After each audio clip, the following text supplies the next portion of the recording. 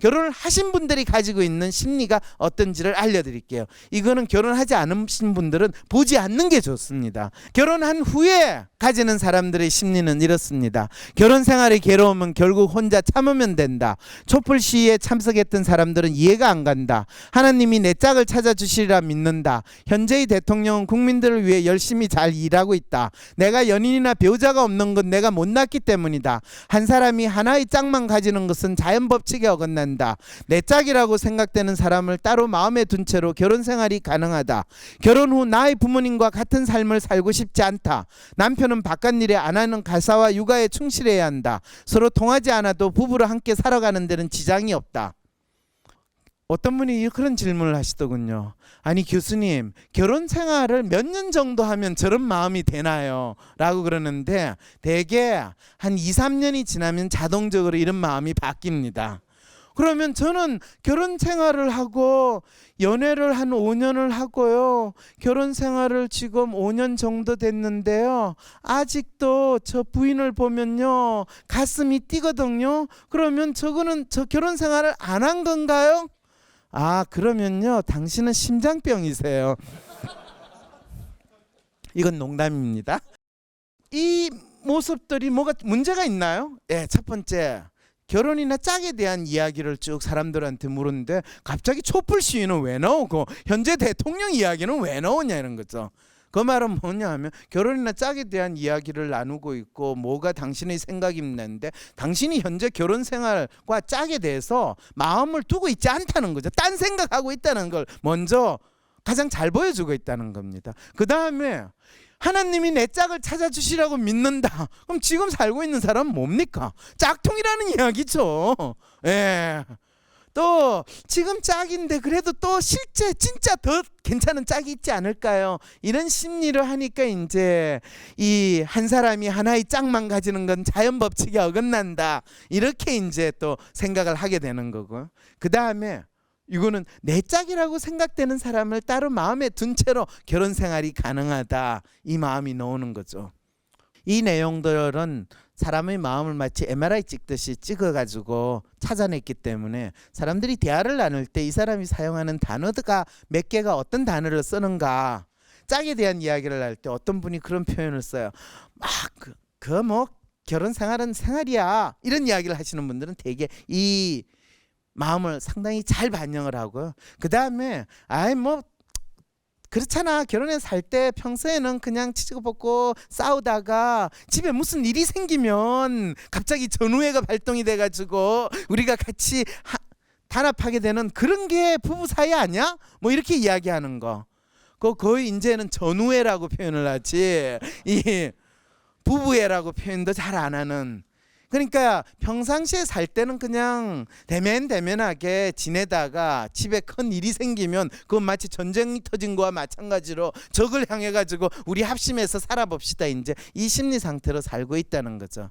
사실 이렇게 이야기하면 여기 결혼이라는 게 상당히 힘드네요 라고 생각을 할 수도 있는데 이거는 결혼에 대해서 아무 생각을 하시지 않으신 분들이 그냥 무작정 결혼 생활을 하다 보니까 자기 짝이라는 것이 어떻게 생겨나고 짝이라는 것이 무엇인가에 대해서 정확히 알지 못했기 때문에 일어나는 부작용이라고 이야기를 합니다. 그러면 실제로 그러면 뭘 알아야 됩니까? 알아야 되는 건요, 한국인이 결혼이나 짝에 대해서 가지고 있는 심리 코드를 알기만 하면 여러분들은 현재 내가 어떤 마음으로 결혼 생활을 하고 있고 앞으로 내가 결혼 생활 또 진정한 나의 짝과 함께 행복한 결혼 생활을 하기 위해서는 어떻게 해야 되는가, 그것에 대한 인간의 마음의 법칙을 여러분들은 배울 수가 있습니다. 그리고 본인에게 적용할 수도 있죠. 그럼 그게 뭡니까? 하면 오늘 여러분들이 이 자리에 오셨으니까 한국 사람들이 가지는 결혼에 대해서 짝에 대해서 가지는 심리 법칙 또는 심리 코드라고 하는데 거기에는 세 가지 유형이 있습니다. 이미 여러분들이 알고 있어요. 그 유형은 뭐냐 하면 맞춤형이라는 형이 있어요. 배우자를 얻기 위해서 또는 결혼을 하기 위해서 조건을 맞춘다라고 할 때 그 생각을 하시면 됩니다. 맞춤형. 그 다음에 감성형 그런 분들 있죠. 저희들은요 처음에 보는 순간 이 불꽃이 튀었어요.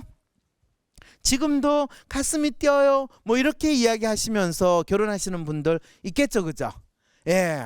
그 다음에 한 분들은 또 패밀리형이라고 이야기를 합니다.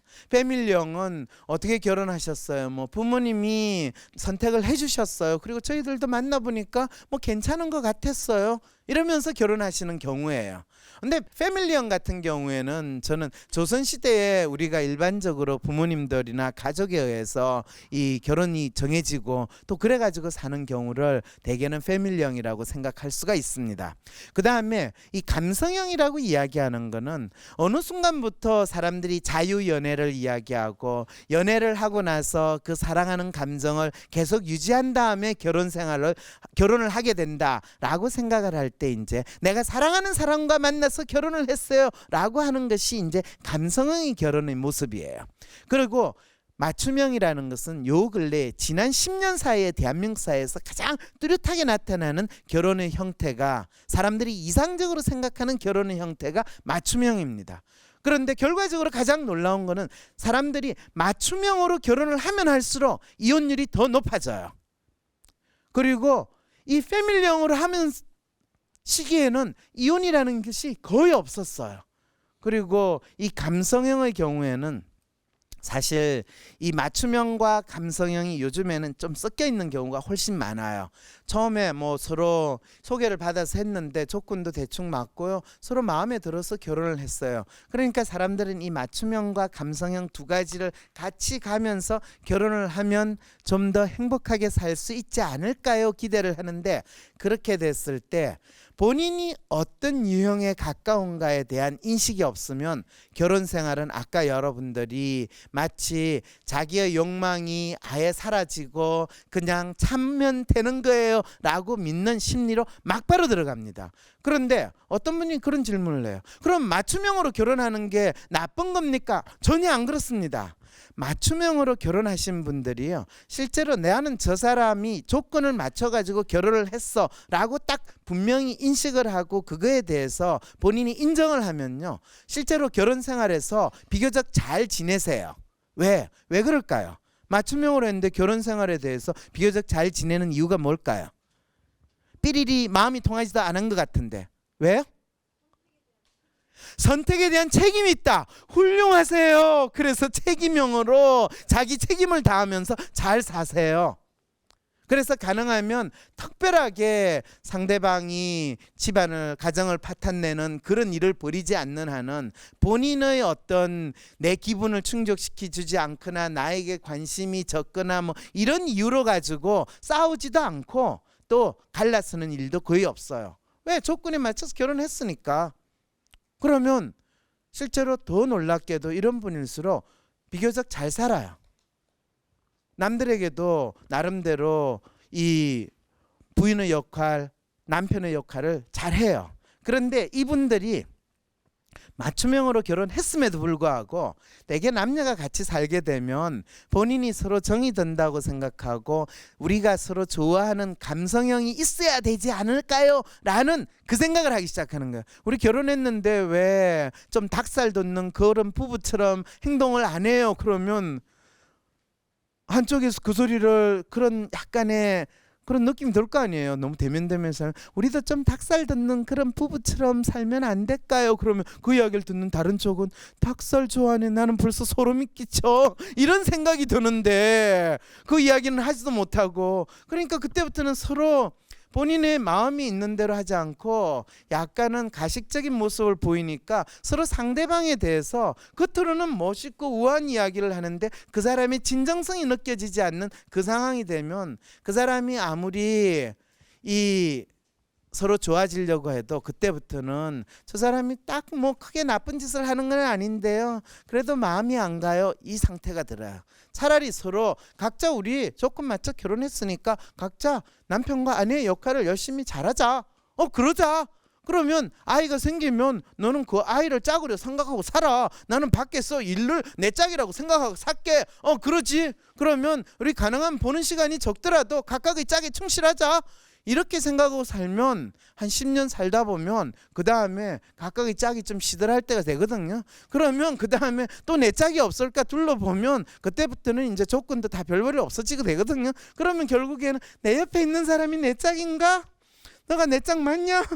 나도 네가 내 짝인 것 같네. 그래, 우리는 다 헌짝이네. 그래서 그냥 같이 계속 더 살자. 이렇게 되는 게 인간 심리인데, 그걸 인정 안 하면 서로 너는 내 마음은 이런데 네 마음은 왜 그러냐 뭐 이렇게 하면 이제 그 양쪽이 서로 코드가 안 맞아가지고 돌아버리는 상황이 벌어지는 거죠.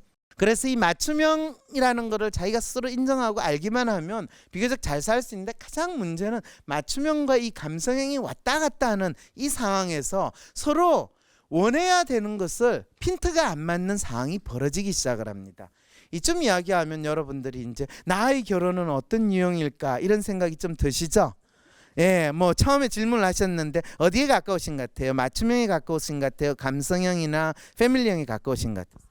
감성형. 감성형에 가까우시다. 예, 감성형에 가까우신 것 같아요. 그러면 처음부터 너무너무 사랑해가지고 결혼하신 분, 이런 분들을 되게 감성형이라고 그러는데, 그러면 그 사랑의 감정이 계속 남아 있을까요? 예, 인간의 경우에 그 사랑의 감정이 남아 있는 건 기껏해봤자 대개 이 18개월에서 2년을 넘어가기가 힘듭니다.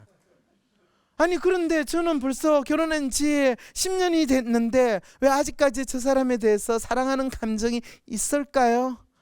글쎄, 그게 이제 어떤 모습으로 나타나는지를 보시기를 원하신다면요, 감성형은 이런 사람입니다. 내 짝이 나로 인해 행복해졌으면 좋겠다. 결혼해도 연애하듯 배우자를 보면 가슴이 뛰었으면 좋겠다. 서로의 부족한 반쪽을 채워주는 사람이 짝이다.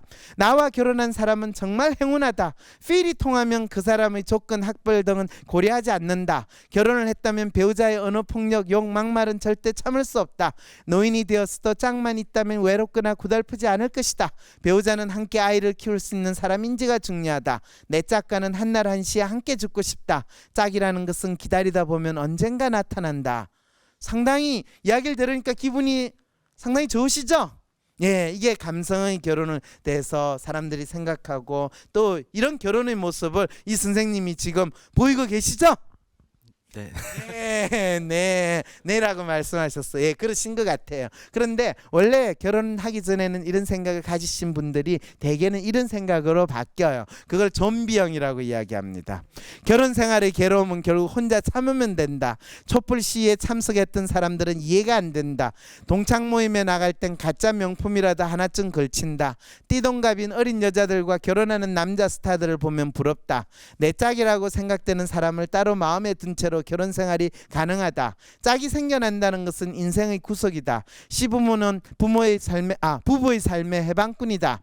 이 시대 최고의 내조는 경제적 내조, 맞벌이나 돈 많은 집안이다. 결혼 후 나의 부모님과 같은 삶을 살고 싶지 않다. 서로 통하지 않아도 부부로 함께 살아가는 데는 지장이 없다. 이 이야기를 들으면 여러분들이 저 사람은 왜 사나 생각이 들 거예요. 이 사랑하는 사람과 사는 결혼 생활이라기보다는 그냥 생계를 유지하는 막연한 느낌밖에 못 가지게 될 겁니다. 그런데 실제로 제가 이제 결혼의 심리에 대해서 탐색을 하면서 가장 안타까운 거는, 왜 많은 사람들은 처음에는 이 감성의 결혼을 이상적이라고 생각하고 결혼을 했는데 실제로 이것을 유지하기가 왜 힘든가? 왜 결국에는 이 좀비형의 모드로 그냥 살아가게 되는가라는 생각이 많이 든다는 거죠. 여기 계신 분들은 이 좀비형의 결혼 생활 아니시죠, 그죠? 네, 아니시죠, 그죠? 네. 네, 그럼 뭐예요? 행복하게 살고 행복하게 감성형으로 계속 사세요? 정으로 살고 있죠. 네, 정으로 산다. 그랬을 때 이 감성형으로 살다가 감성은 사라지고 정만 남는 건가, 이제 이런 생각을 하게 됩니다. 자, 이제 이걸 마지막으로 여러분들한테 이걸 정리를 해주면 이런 상황이 벌어집니다. 실제로 이제 결혼을 할 때 맞춤형은 불안한 미래 속에서 내 삶을 완벽하게 통제하고 보장받는 안정적인 삶을 살고 싶어요 라고 생각하는 그 마음에서 이루어지는 결혼이 대개는 이 맞춤형의 결혼의 심리라고 이야기를 합니다.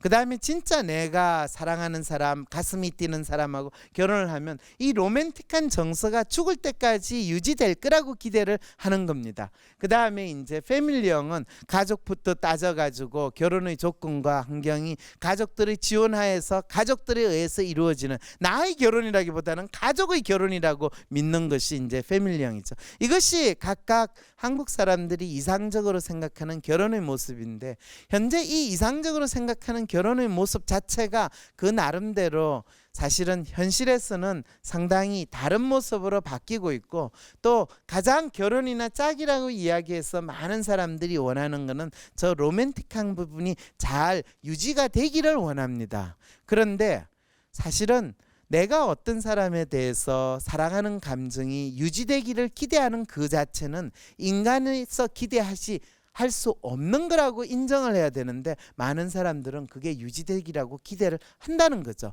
그럼 어떻게 해야 됩니까? 2년 정도 지나면 그 감성이 없어지면 어떻게 해야 됩니까?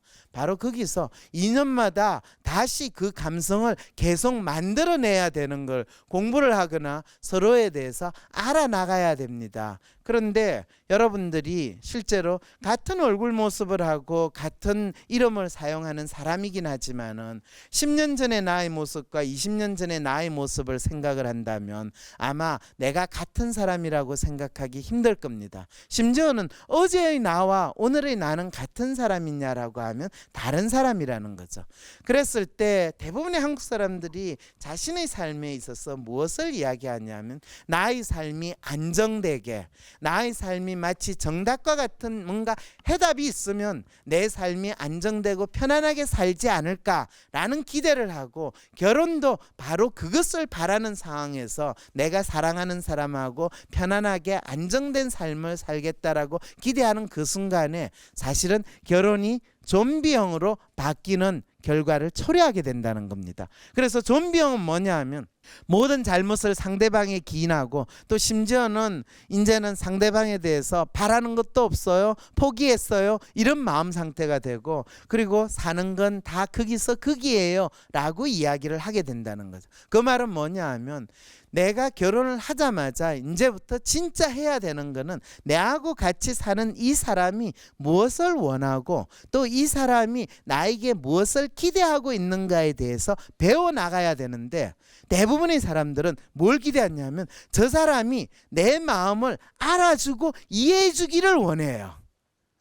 그리고 재미있는 건요. 감성형의 결혼 생각을 하는 사람들의 대표적인 특성이 뭐냐 하면요. 상대방이 내 마음을 이해해 주기를 기대하는 마음이 다른 사람보다 훨씬 높으신 분들입니다.